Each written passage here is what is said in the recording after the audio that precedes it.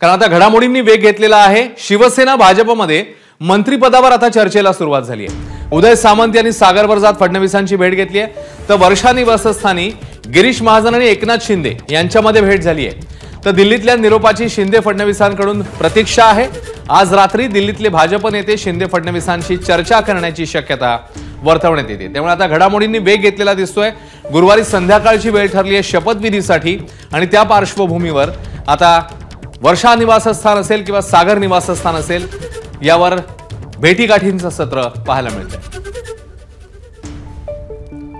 सूरज सावंत आपले प्रतिनिधी आता आपल्या सोबत आहेत। सूरज, या भेटीगाठींना नेमकं फलित काय समोर येणार आहे? आजची ह्या भेटीगाठी किती महत्त्वाच्या आहेत शपथविधी आधीच्या?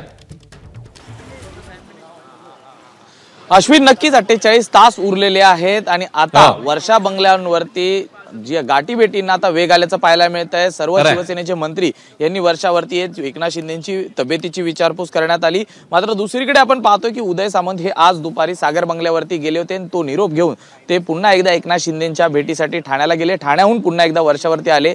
त्याच ठिकाणी गिरीश महाजन हे देखील पोहोचले होते। या तिघांची ही बंद दाराआड तब्बल अर्धा तास चर्चा झाली संभाव्य मंत्रिपदाबाबत। अनेक खाती जी आता सध्या शिवसेनेकडे आहेत या खाती भाजपकडनं मागितली जात आहेत आणि त्याला देण्याला विरोध असल्याचं देखील कळतंय। मात्र याच मंत्रिपदावरनं आता कुठेतरी चर्चा ही देखील सुरू झालेली आहे। या आजच्या या तिघांच्या बैठकीत आता नेमकं काय झालं हे अद्याप कळू शकलेलं नाहीये। मात्र दुसरीकडे आज मुख्यमंत्री एकनाथ शिंदे आणि देवेंद्र फडणवीस यांची दिल्लीतली शीर्षस्थ जे नेते आहेत त्यांच्याशी चर्चा होईल आणि त्यानंतर संभाव्य खाती वाटपाबाबत चर्चा होऊ शकते। मात्र आज दिवसभर जर आपण पाहिलं तर या गाठी भेटींचा सिलसिला हा आपल्याला पाहायला मिळाला होता। अनेक मंत्री हे मुख्यमंत्र्यांच्या भेटीला आले होते।